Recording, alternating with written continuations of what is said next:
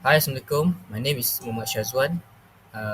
So for our objective is first to provide a solution using statistic calculation method based on students going to the gym and their academic achievement.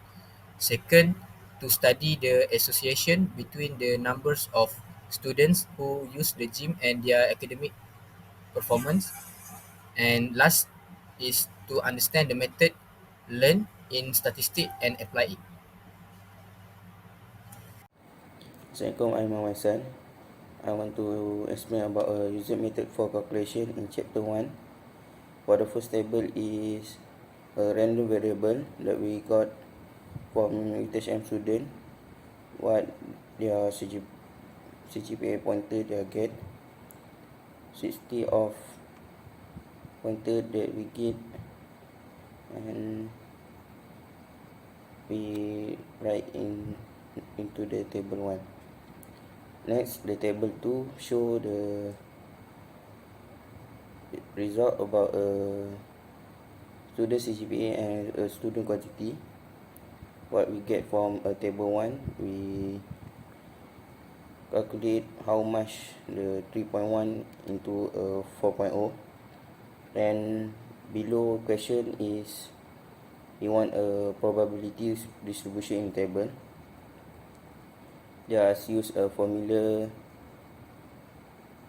for the example 3.1, 6 per 60. This is a total of overall and get 1 per 10.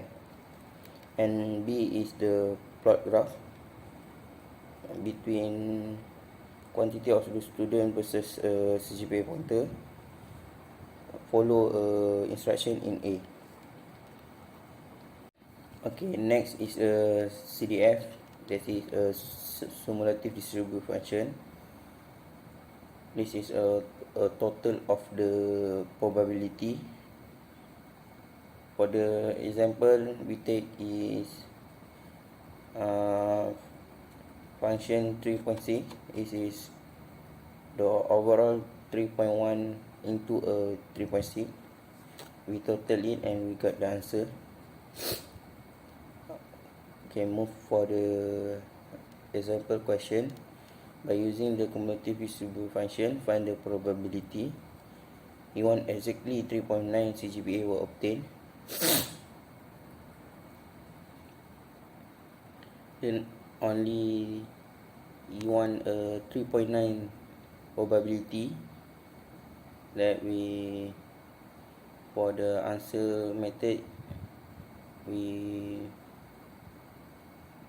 minus a function of 3.9, a total distributive function cumulative with 3.8 to get a probability of 3.9. For the next example, you want for the C question, you want a more than 3.9 CGPA was select. More than 3.9 is 1 minus probability of simulative distributive function of 3.9, and we get only 4.0 CGPA. No, 3.9 not included in this because you want a more than. That is a method what we use. For the expected mean value and variance, we use, for the mean we use a CGPA pointer multiply with their own probability, and we sum of the total of the answer, and we get 3.53. That's the mean. For the variance, we need to find A x power of 2.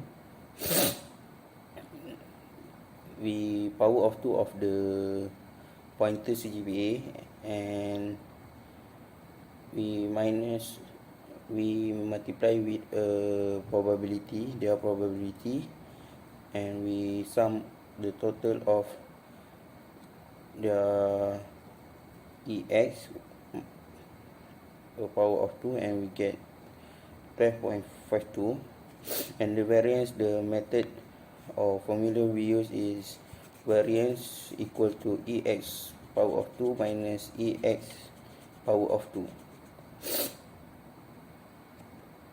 That means answer we get above the 12.52 minus 3.53 power of 2, that we get a variance of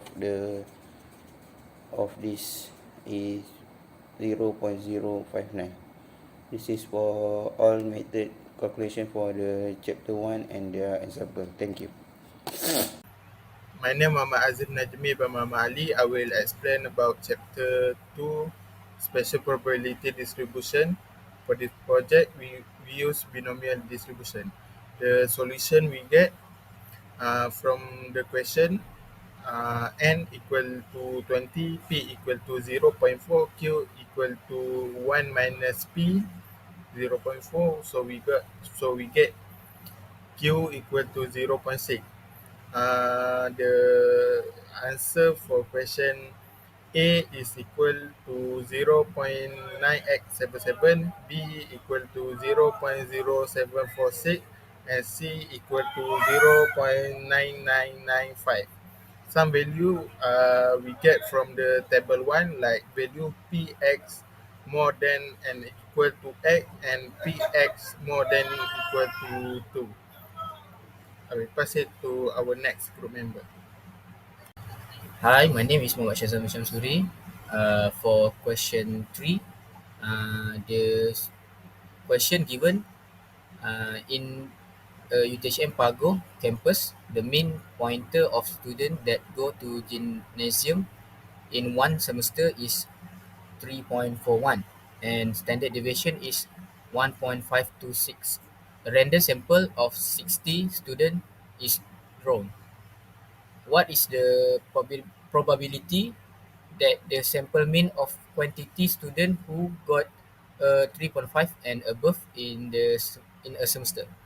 So from this question, we can get mean equal to 3.14, standard deviation equal to 1.526, and random sample equal to 60. The next step is to solve equation using the formula given, and then find the value of PZ score in the normal distribution table 3, and the final answer you will get 0.9664. Hello, my name is Ben Shizwan. So in this chapter, we are learning about estimation. The question is about 100 students from University of Tun Hussein on Malaysia are taken, and the result of students' GPA is taken. So the average is 3.57 and the standard deviation is 0.67. Determine a 95% confidence interval for population mean. The questions are going to solve below. We got we got 3.5387 below that and greater than 3.7012. Hello, Assalamualaikum, and saya ada Faris bin Nizam, CND 20386. So for the chapter 5 is about hypothesis testing. So we got a survey from student UTHM lah. So kita orang dapat dia orang punya CGPA pointer. So in order to prove betul atau tidak, pointer yang dia orang dapat 35 ke atas, seramai 60 orang telah kami survey lah. So ada yang bagi 35 ke atas dan ada yang bagi 35 ke bawah. Okay, so seterusnya adalah from the statement yang kita dapat, we can determine the null hypothesis, HO and alternative hypothesis, H1. So HO dia adalah 35 dan H1 dia adalah more than 3.5 lah. So so mengikut data yang kita orang dapat, sample size dia adalah N sama dengan 60. So sample mean adalah 3.527. So result untuk sample standard deviation adalah 0.272 and significant value dia adalah 0.01. So selepas kita dah collect data, we know that D has a single mean or data. The value of n is more than 3.5 and the standard deviation is unknown. So kita mulakan formula z-test. So result untuk z-test ni kita dapat 0.012 dan ZA lah adalah 0.01. So mengikut table dekat part yang hujung tu, 0.01 adalah sama dengan 2.3263. So since 0.012 ni dia lagi kurang daripada 2.3263, so the absolute value of the z-test statistic is not greater than the critical value. Therefore, you will fail to reject the null hypothesis at the given signification level. So that's all for chapter 5, hypothesis testing. So thank you very much and Assalamualaikum. Hello, this is me again, Ishwan. So in chapter 6, we are going to learn about simple linear regression. In this case study, the independent variable x is students' CGPA before going to gym, while the dependent variable y is students' CGPA after going to gym. So the data below are shown about 6 students before and after they are going to the gyms and got their result. So the first thing we need to do to solve this question is we need to find the sum of x and sum of the y and sum of x squared, sum of x squared, and sum of x multiplied by y. And then we need to search the value of n.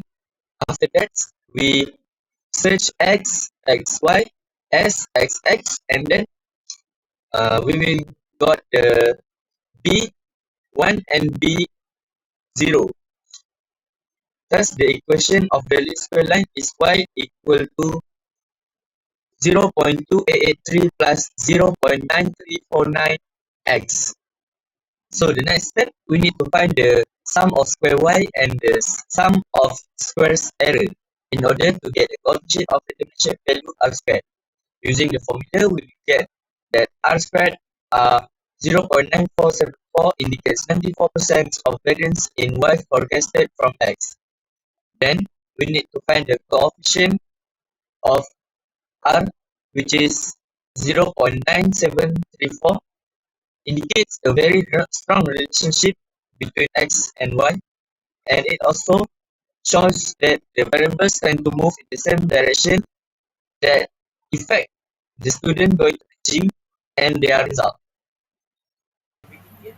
So the conclusion of our project is, in summary, this in-depth examination of the correlation between students' gym usage and academic success has provided significant insight. Through the analysis of data, a clear connection emerged between the regular attendance at the gym and improved academic performance. Students who consistently partake in physical activities at the gym not only demonstrate heightened cognitive abilities, but also experience a positive impact on their overall grades. This discovery highlights the importance of integrating physical exercise into the academic routine. The implications for educators and policymakers are profound, suggesting the need to implement strategies that prioritize the holistic well-being of students. That's all.